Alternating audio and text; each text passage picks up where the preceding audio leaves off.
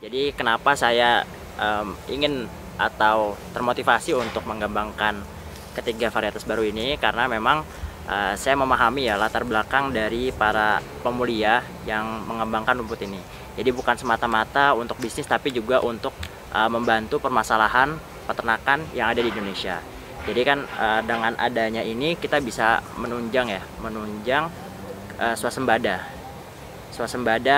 daging. Karena kan swasembada daging itu didapat dari swasembada ternak. Kemudian swasembada ternak itu tentu lebih di hulunya adalah swasembada pakannya terlebih dahulu. Biaya yang kurang lebih sama untuk menanam varietas lain, tapi ini hasilnya berkali-kali lipat. Bahkan pengalaman saya di panen kedua ini, usia 65 hari itu bobotnya per rumpun ini saja bisa sampai 33 kg. Pakan hebat, ternak unggul, peternak untung. Kami berada di kebun salah satu petani ternak milenial yang ada di Bogor.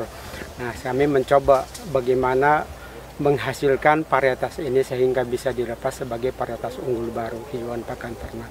Yang pertama, penelitian ini kami lakukan berdasarkan awalnya kami membaca literatur bahwa Kementerian Pertanian di PKH itu akan melakukan suatu program, yaitu yang dengan SIWAP. SIWAP itu kan otomatis bila berhasil kemudian akan jumlah daripada populasi sapi di Indonesia akan meningkat jauh.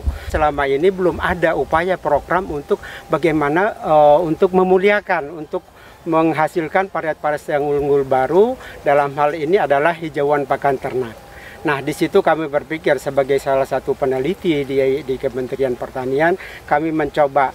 Nah, kami melakukan suatu diskusi dengan teman-teman, dengan IPB, kemudian dengan Balitnak juga. Pakan hebat, ternak unggul, peternak untung.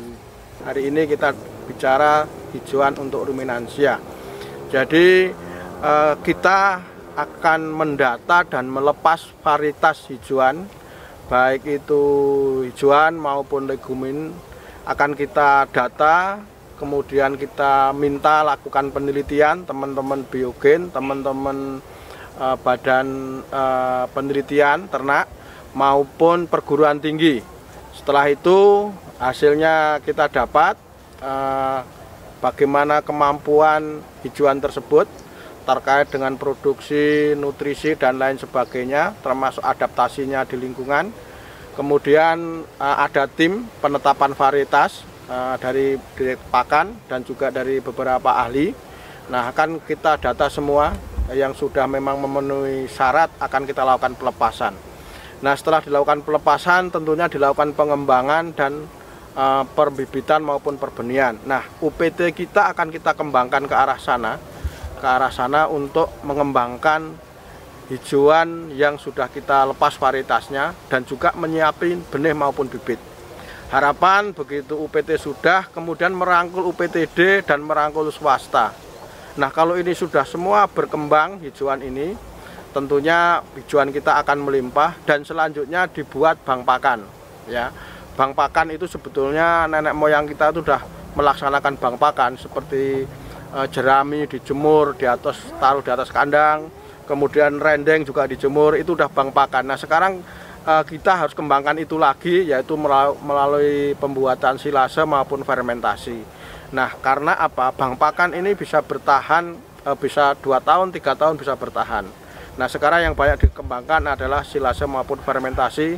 Kalau fermentasi itu kalau kita sering dengar pakan komplit fit. Nah, situ. Jadi fermentasi ini dicampur probiotik, kemudian dicampur dengan protein, kemudian dicampur beberapa konsentrat. Nah, itu dijadikan fermentasi. Nah, itu ditampung bisa setahun 2 tahun. Nah, saya yakin sekarang ini tidak akan ada kesulitan pakan di waktu kering. Sepanjang itu harus bank pakannya harus kuat, karena hijauan ini sebetulnya semuanya hijauan, baik ini hijauan rumput kita ini maupun daun-daunan semua bisa dibuat untuk pakan ternak dengan sistem fermentasi. Jadi tidak ada istilah daerah yang kering, nggak ada kekurangan pakan, nggak ada istilah itu untuk ruminansia. Sepanjang para petani kita, dinas-dinas mensosialisasikan dan membina peternaknya untuk bisa membuat bank pakan. Nah, itu. Karena petani peternak ini punya 2 emas kalau kita ingat, yaitu emas hijau itu daun-daunan gini, ini emas hijau. Nah, emas hijau ini dibuat bank untuk buat pakan ternak kita. Nah, begitu pakan ternak kita gemuk, kita punya kotoran. Nah, kotoran itulah yang disebut emas hitam. Emas hitam itu kembalikan lagi ke alam untuk menyuburkan alam. Nah, itu saya rasa kita nggak akan kekurangan musim kemarau, musim hujan, hijauan ruminansia. Pakan hebat, ternak unggul, peternak untung. Contoh hasil panen dari biogas. Di sini hasil panennya ini per rumpun ya. Per rumpun ini didapatkan dari 1 meter persegi aja. Jadi ini beratnya di angka sekitar 20 kilo lebih ya. Ini dari 1 meter persegi aja, atau dari 1 rumpun ini saja kita bisa mendapatkan 2 hasil utama. Yang pertama, kalau secara bisnis kita bisa jual bibitnya.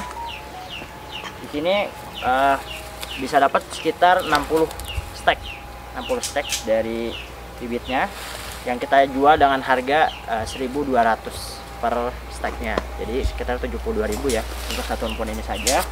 Dan dari rumputnya ini dapat di angka sekarang itu harganya Rp500 dan ini dapat sekitar 15 kg.